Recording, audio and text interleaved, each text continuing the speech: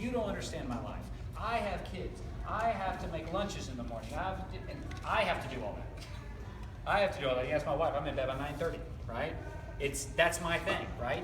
If you don't take that time, the next day, I guarantee you, your focus, your energy, your resiliency is diminished, right?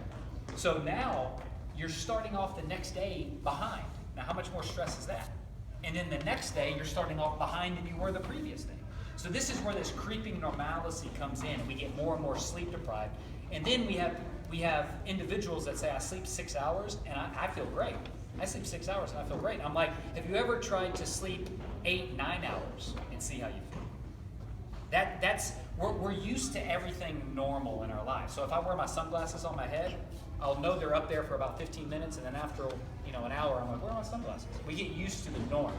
So if we're used to being sleep deprived through our entire day, we think it's normal. We think our energy's great. I'm great. But if I did your blood work and I looked at your triglycerides, or if I looked at your blood sugar, or if I looked at all these other your hormone levels, they would show the actual indicator of what's going on inside. Okay? So I'm trying to get across how important sleep is. I don't know if I'm doing a good job, but hopefully I am. All right? So again, bedtime. I say no later than 10. Ideally, I like people to be in bed for 9 hours. Be in bed for 9 hours. You might sleep for 8 hours, but you're in bed for 9 hours. And then once you establish this routine, you will notice that you start to get tired. You'll start to fatigue. You'll actually get tired at night. You're supposed to get tired at night. You're not supposed to have energy at night. You're actually supposed to get tired at night. And then you'll go to bed, and then you'll feel great in the morning. It takes a while to get that cycle going. Okay? Now, wake up time. Another time is, okay, so when do I wake up? Ideally, you wake up at around 6 a.m. Ideally, we wake up with the sunrise, but I know that's not feasible right now, especially because the sun gets up later. But 6 a.m. is usually that time. So I told you 10 to 2 was the physical repair, right? 2 to 6 is the mental repair. Okay, so 2 to 6, 2 a.m. to 6 a.m., that last 4 hours, is your brain solidifying what you learned throughout the day. It's your brain solidifying all the memories that you have. All right? Anybody seen that kids movie? What was it called? Well, Inside Out, where they talked about that was like they must have consulted with a sleep scientist there, because that was perfect. That's when the memories are actually stored, those last 2 to 6. So I'll get some athletes or some clients that wake up at 5 a.m., 4:30 a.m. to go train, right? That's the time I got to go exercise, right? And they start to realize they have brain fog. Like they can't remember where they put their keys. They can't remember things when they were taking tests, right? And so then we started to establish that there's no need to get up before that to train, because the only reason you're training is to repair from that training, and repairing from that training happens when you sleep. So why would I negate the sleep in order to have you train? Okay? So 2 to 6 is your mental repair. So I want you to have that kind of 10 to 6 aspect. 10 to 6, nothing good happens. That's what my dad used to say. 10 p.m. to 6 a.m., nothing good happens. So we should all be asleep during that time. Okay? So that bedtime ritual, we have that 3-hour ritual. We're in bed by 9:30, no later than 10 o'clock. We try to not wake up too far in front of 6 a.m. It can be like 5:30, but I don't like 5 a.m. I don't like 4:30 to do your boot camp or whatever. I don't like that too many days of the week. Okay? Another thing is we are all circadian creatures. You ever heard of the circadian rhythm that you hear about, right?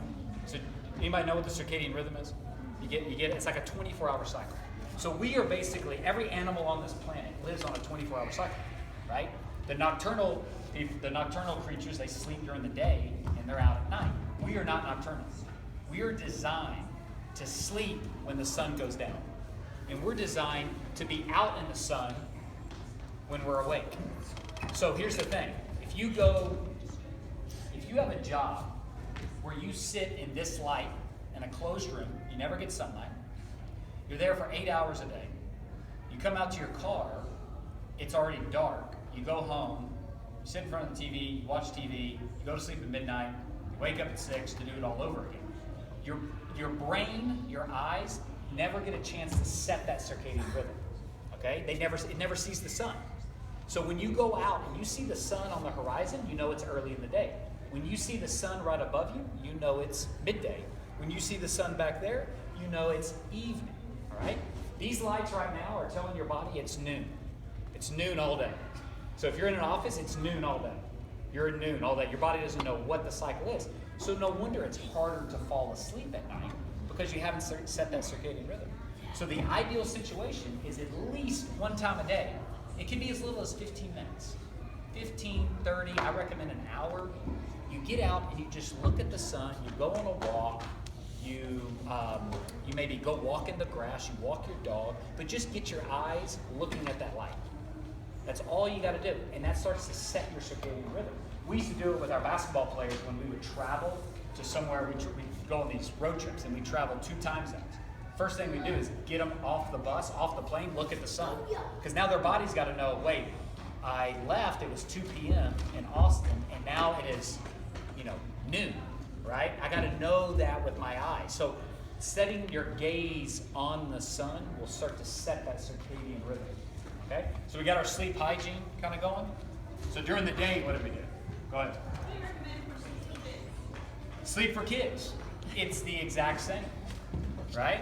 So if y'all go on a vacation to the beach with your kids at all, out in the sun, they play out in the sun all day. What do they do when they get back? Go to bed. They go to bed. It's amazing. It's amazing. So what are they doing? They're having proper sleep hygiene. It's out in the day. They're seeing the sunlight. Their body's setting that circadian rhythm. Also, when you see the sunlight, you produce a hormone called serotonin. Serotonin is the I feel good hormone, right?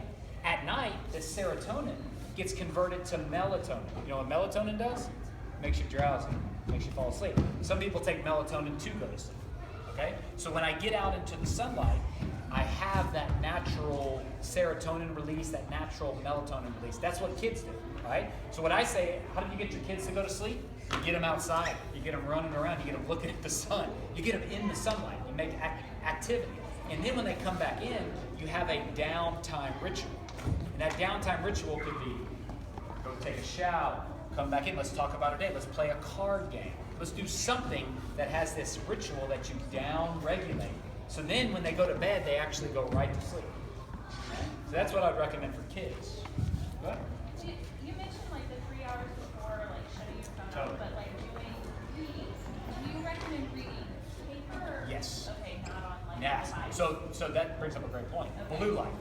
Have you heard the blue light? It's in the research all the time. So the new HD screens, your iPhone, your tablet, it emits this thing called blue light. Blue light is what the sun emits at noon.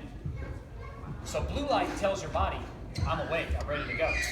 So if you're staring at your screen at 11 p.m., you're telling your eyes and your brain it's noon.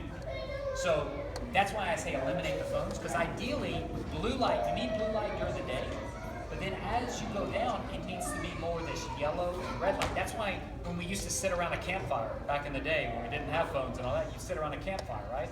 I don't know if you've been camping, but you sit around a campfire, you start to get drowsy. Because the fire releases yellow light. It tells your body that it's time to go to bed.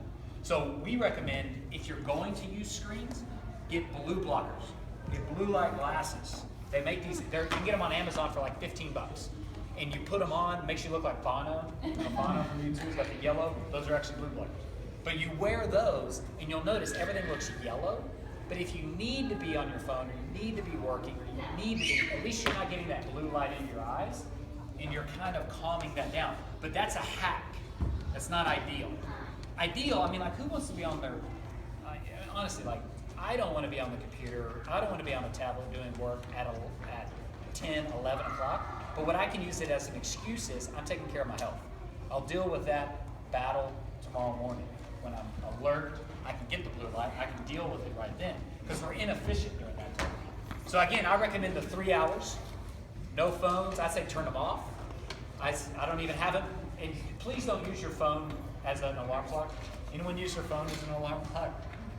That's my pet peeve. All right, I say buy an alarm clock. They're pretty cheap now. I think you can get one for $8. I saw it the other day. The phone is the alarm clock. If you wake up in the middle of the night, you're going to be tempted to grab your phone, check your messages, do something on it, right? If your phone's not there, that temptation's gone away. It's like the number one thing to stop eating junk food is take it out of your house.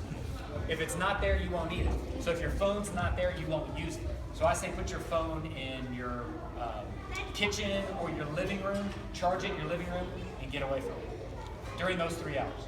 The rest of the day, you can have the other 11 hours of the day with you. Right? Any questions? I think that's all the time I got. All right. No, you don't. All right. That's all I got. Thank you.